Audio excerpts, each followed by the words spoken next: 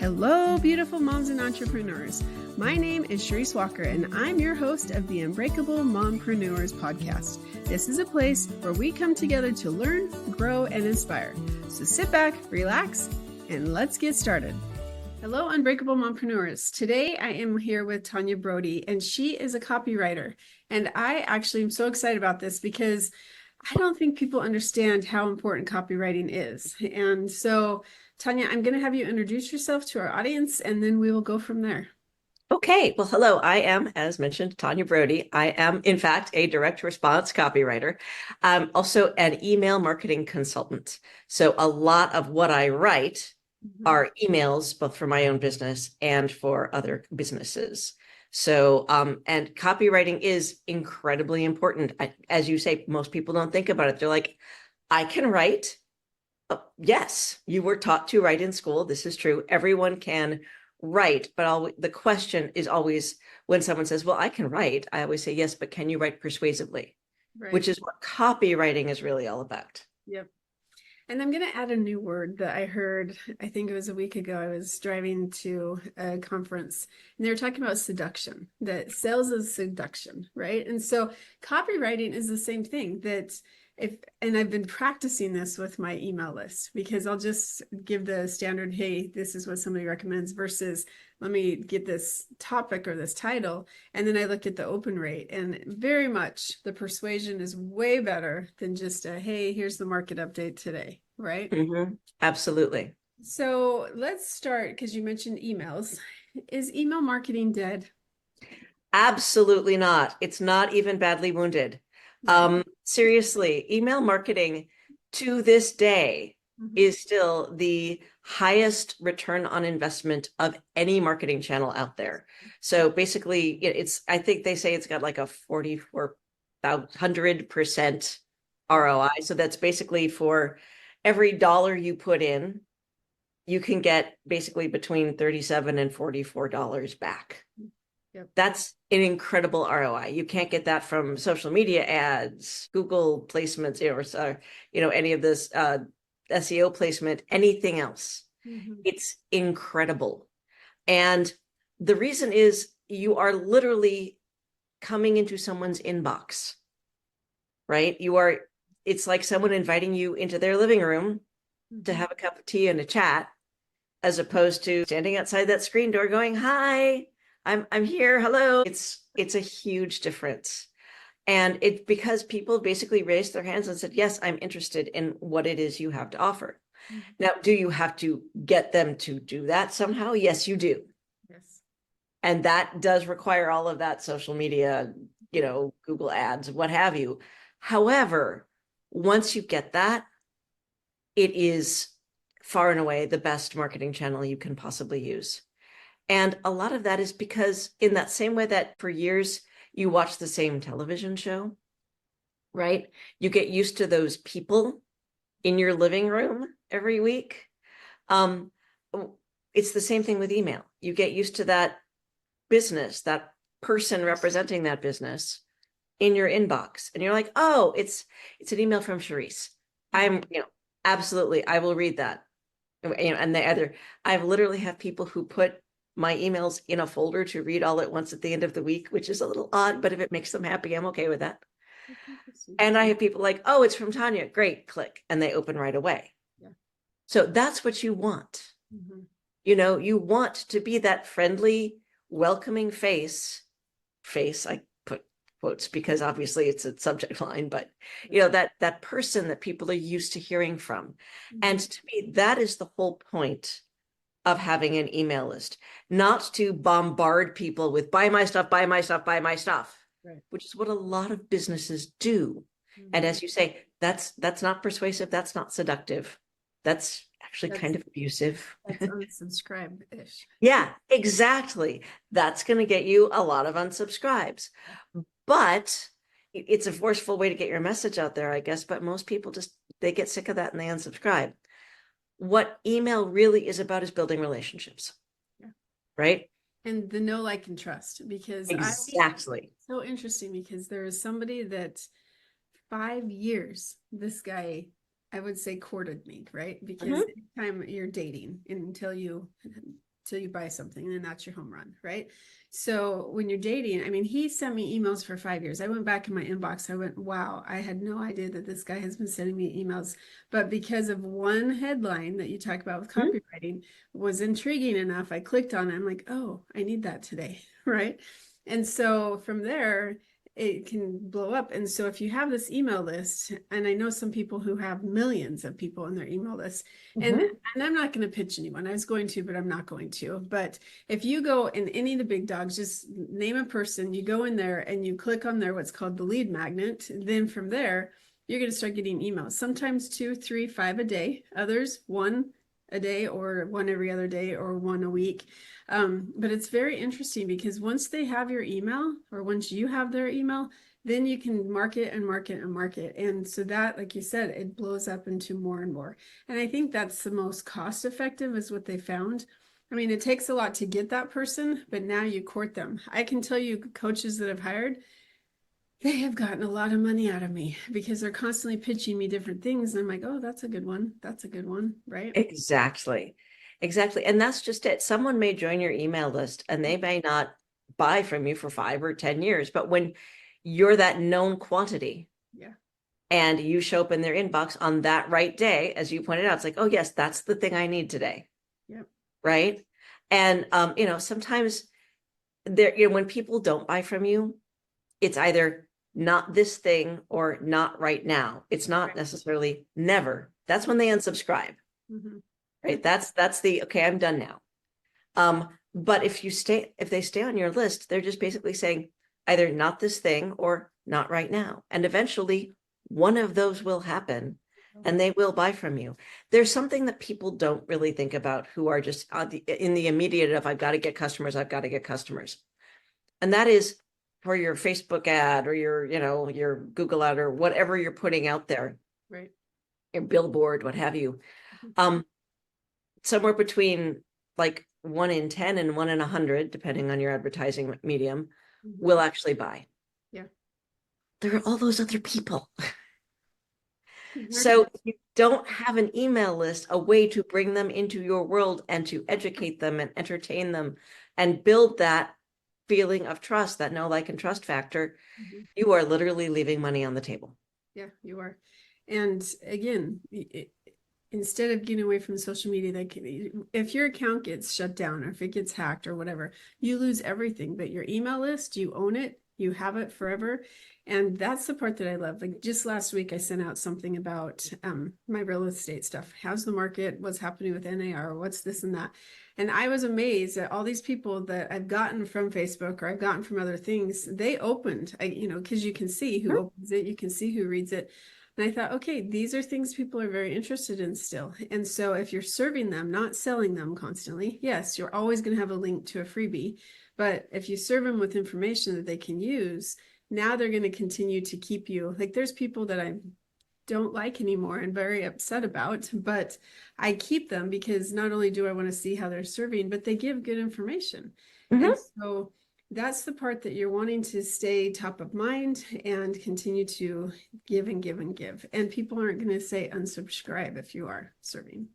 Yeah, exactly. I mean, at some point, someone will either have met that need and they're like, I don't want this anymore. And that's fine. Thank you for self-selecting. Or they'll decide that you're just not the right person for them.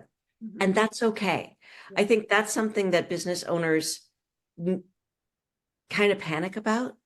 We feel like we have to have everybody. It's like, no, you don't.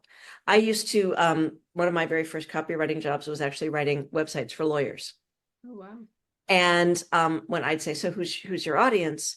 A lot of the lawyers would say, anybody with a pulse. And I'd say, okay, that's a lot of people. And, in this case, let's say they were a personal injury lawyer. So a pulse and say actually a car accident or something like that. They'd be, yeah, that, so it's like your audience is not the entire world. You do not need the however many billion people look at Facebook every day as your audience. That's a lot of people. That's a lot of money to spend, especially because you're never going to get all of them. You're just not. And if you did, you would be so overwhelmed with orders, you wouldn't know what to do. Let's be honest. Even major conglomerates can't handle that. but you want to find your people. And to me, that's really what marketing, and especially email marketing, is all about. Because email marketing and sending what I call nurture emails, those emails that you send out every day, every week, every other week, every month, the ones that are basically saying, hey, this is what's going on.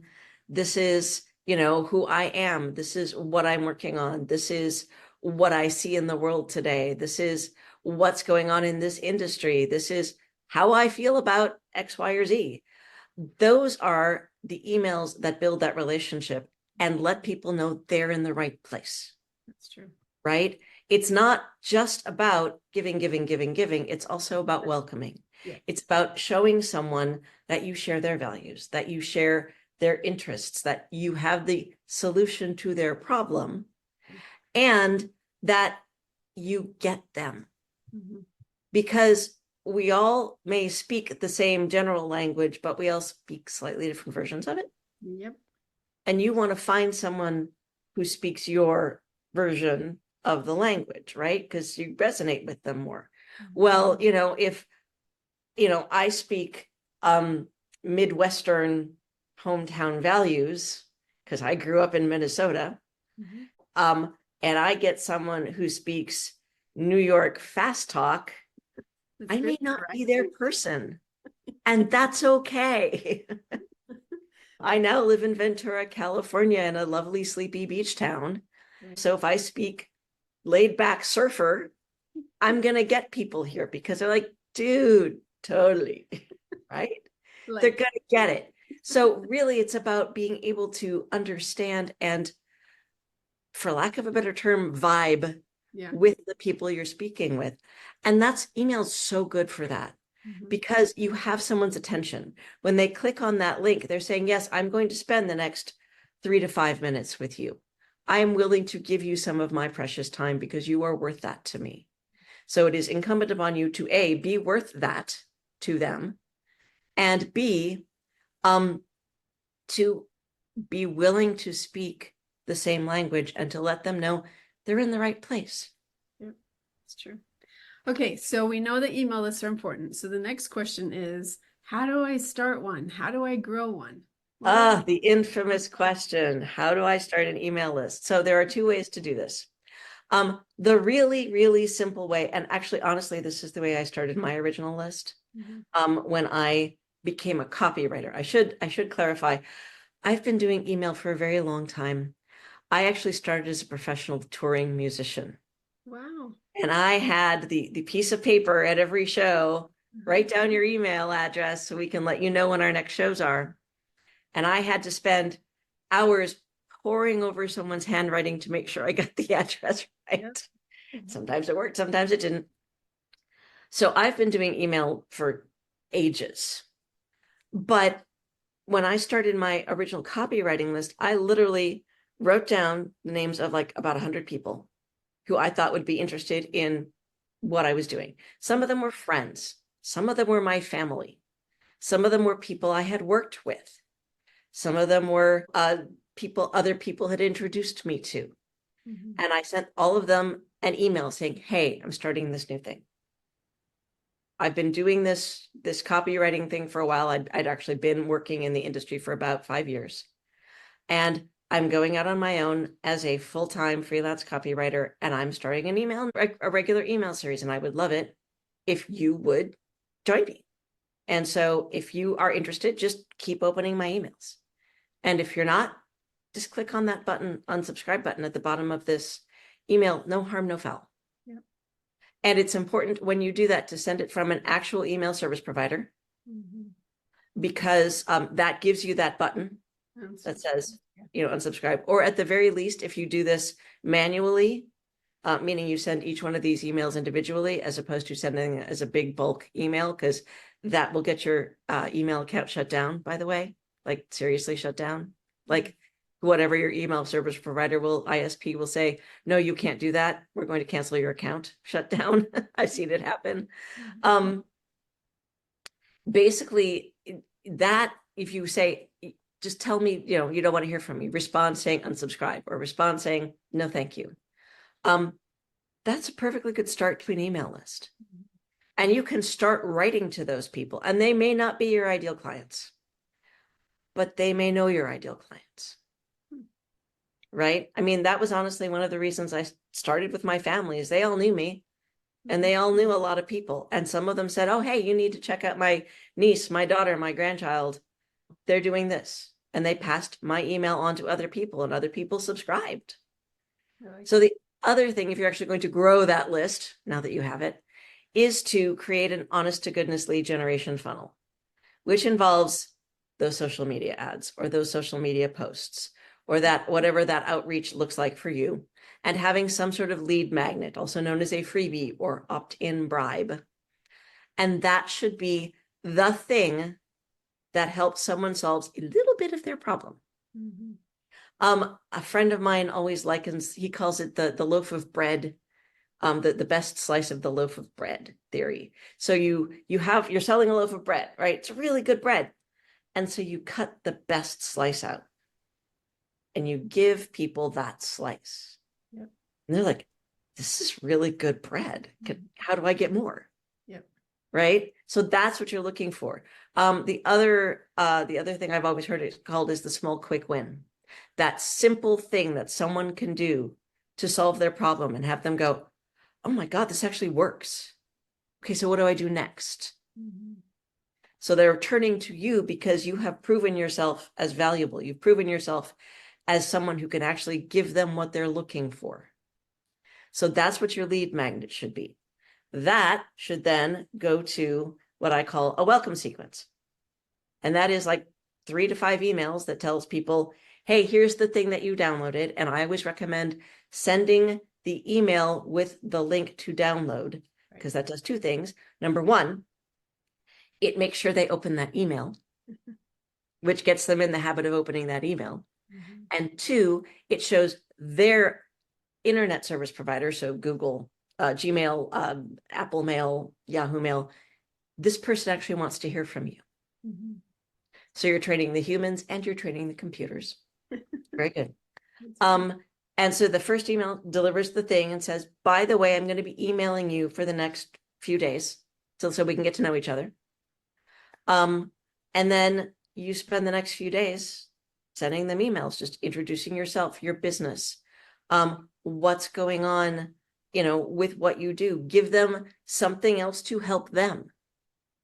Something else that will help them solve another part of their problem. If you have a blog post or an article about your business, something like that they can read, a podcast, as another example. Those are all really important to be able to share. And then at the end of that, if you want to, you can do things like get them to sign up for a wait list for whatever you're working on next, or schedule an appointment, or buy something. If you have a small something to get that introductory product into their hands, whatever it may be. So that's a really simple way to start building your email list. And then after once they're on the list, you continue to send those nurture emails. And when you have a sale or whatever, you send those sales emails. Amen. And, now you have to implement, because you've given so much information. So are there software programs that you would recommend that people use to send out your nurture emails? And if you don't want to pick specific ones, but Right. So my favorite of the email service providers to get started with is actually MailerLite. Okay. And the reason is they have a freemium plan. You get the majority of their service. You don't get everything. One of the things you don't get is very good tech support, unfortunately, but they're a fairly simple system to use. Okay. But it's enough to get you started. It's enough for you to go, oh, okay, this is how this works. And you get familiar with how all of it sets up. If you have a larger list, I recommend that you decide based on your particular industry. So like there are a bunch of good ones for e-commerce that say blend well with Shopify. Drip and Klaviyo are 2 of those. Ones for people that do direct customer service sales type of stuff are Active Campaign.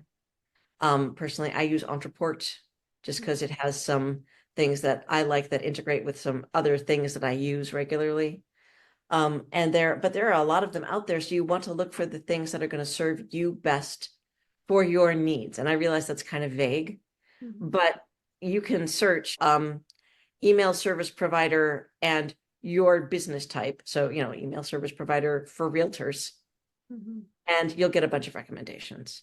And then you take the, say, top 3 of those and you look at them and you go, oh, okay, yes, this is the one that actually fits my needs, because your needs as a realtor may be slightly different than someone else's needs. Absolutely. So you got to think about that type of things. What is it you actually need this program to do? It should send emails in bulk safely, have a good sender reputation, which means there aren't a bunch of weird spammy people using it, and that they keep their noses clean, for lack of a better term, that they are doing everything they can to protect their sender reputation, because that means your emails land in people's inboxes. And they should have an easy to use interface for you. And that part is important, because learning is intuitive no matter how good of instructions someone gives. So if you don't understand the instructions and using the platform doesn't make sense to you, it's not going to be something you use, which means it's not a good platform for you. Thank you. Okay, so last question real quick, because we're almost out of time, is we didn't even talk about copywriting. We talked all about stuff. And well, it's funny, because in a way we have been talking about copywriting. Right. And because a lot of copywriting is the persuasion part, yes. And there are certain techniques that you have to use to do that.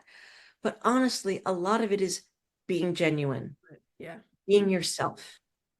And the most important thing to me is to serve. You are not selling a product. You are helping someone solve a problem. So if you approach it from that angle, you'll have first of all, you'll have an easier time writing, because you won't feel all weird and slimy, right? Like, I hate the selling thing. If you're like, no, let me help you solve the problem. That's easier, because we all want to help each other, right? We're all out there to help people. Right. So if you approach it from that angle, it's easier to write, and it's actually better copywriting, because you're being genuine, you're being helpful, and you are serving before you try and sell. And will you need to sell in there somewhere? Yeah, you will. I'm sorry. At some point, you're going to have to say, you need to buy this thing, or you need to read this blog post, or come listen to this podcast, or whatever it is. But if you are genuine and honest and authentic and you, as opposed to trying to be someone you're really not, that's going to come through. And especially in email, I think that is the most important thing. So use language that you would actually say, not like, I help people, and then go into these weird, stupid things that nobody understands. It's like, just talk as if, I wish that I knew how to do blah. And so if whoever's talking to you, that's what you need to use, is those words, not words that people wouldn't, like, they would never say that. Right. Well, and that's another really important thing about copywriting, is don't use the jargon in your industry. Yes. Use the words your customers say. Exactly. If you have some fancy term for whatever it is that you do that you all use inside the office. Mindset, right? Mindset. I wish I could. Utilize any of that stuff. Yeah. Use think, right, and use, because that's what your people say. Yep. They don't say, I have a positive mindset. They say, I think. They don't say, I will utilize this, blah, blah, blah. They say, I just need to use this thing. Yeah, it's so true. Speak plainly. Think of it as a conversation, right? And think of it as a conversation, like when you're sitting at the bar, hanging out with a friend. Yep. How would you talk to that person? Exactly. Yeah. And how would you help that person if they go, you will not believe what happened today. I had this horrible thing, and now I'm in this position and I don't know what to do. Right. What would you say to that person? Yeah. To genuinely help them? There you go. That's your email. That's your marketing copy, because that's what you're really trying to do. That was another thing I learned about the lawyers, is they really wanted to impress people. And I'm like, so I understand that you need to sound impressive to help other lawyers refer stuff, clients to you, but really, the people you're talking to with your website are the people who want to hire you, and they don't care about all of your degrees and all of, they care about what cases you've won and that you're going to help them. That's really what people want. Can you help them? I call it the what's in it for me factor. Mm-hmm. People don't care about all of the stuff that you say your product or service does. They say, what's in it for me? How's it going to help me? We're inherently very self-centered, and it's not in a bad way. Right. We're just trying to solve our own problems. Yep. So how is it that you're helping someone solve their problem? What's in it for them? Such good advice. Well, Tanya, if somebody one of our listeners thinks, oh, I need some help with my marketing, because they do, and it's very, very important, how would they get a hold of you or find you? Well, first of all, they would go to TanyaBrodyCopywriter.com, all one word. And there you will find lots of useful things like my blog posts, which talk about everything we've talked about. You will find my lead magnet, very, very impressive lead magnet, I like to think, which is 30 subject lines to keep your subscribers opening and reading every email. Because the biggest complaint I hear from people when I ask, so do you have an email list, is I don't, because I never know what to write. Right? So my lead magnet, that small problem that I help people solve, is here's something to get you started. So it is literally 30 subject lines and writing prompts that you can use to get yourself started writing these emails, these nurture emails that you need to be sending every week, every day, however often you send it. And the nice thing about this list is it's actually reusable. You can go back and just apply slightly different things to it and change the subject lines a little bit and keep using it over and over and over again. That's true. So that's my lead magnet, which I recommend you download, because then you'll see my welcome sequence and see how I do that. And you'll start getting my emails. And of course, I sell, courses on writing those emails and starting your own lead generation funnel and setting up your own email list and all of that stuff. But really come and check it out and get on the email list and learn more about what it is that I am doing so that you can help your people in the same way. And it's also known as hacking, right? So, right.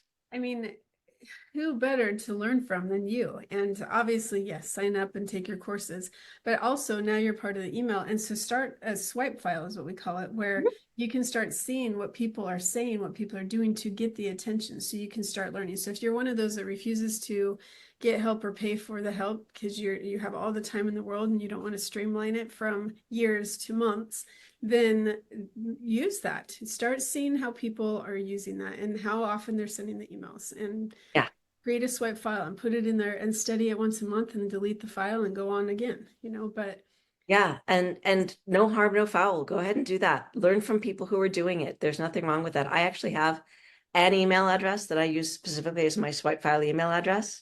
That's smart. And that's all it's for signing up for other people's email lists so I can see what they're doing. Exactly. Because I'm curious. I want to get better too. We all need to learn and improve.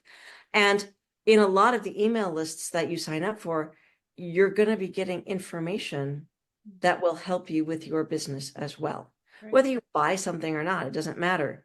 The whole point is to help other people, right? So you're going to get help. Yeah. And that's important. And that will show you how you can help your people in turn. And I think also networking, because if you reach out and you start talking, how can I help you? And they might be more willing to answer questions and give you advice for 5 or 10 minutes, and then you offer them something. So it's a back and forth networking event. Right. It's just, there's so much that goes into it, and it's so important and vital if you want to grow your business. It is very true. Yes, absolutely. Well, it has been a true delight, and what you do is amazing and very, very important. So thank you for coming on. Thank you so much for having me, Cherise. Yes. And Unbreakable Moms, really start just today. Come up with one offer that you can use and go visit Tanya, because what she talks about, 30 ideas, people would spend thousands of dollars for that. So thank you for that offer as well. But go out and make it a great day. Beautiful moms, remember, you are unbreakable. Keep illuminating the world with your strength, pursuing your dreams, and reveling in the splendor of motherhood. This is Sharice Walker, bidding you farewell for now. Stay tuned for more empowering conversations on the next episode of the Unbreakable Mompreneurs podcast. Until then, keep shining bright. Signing off with love, Sharice Walker.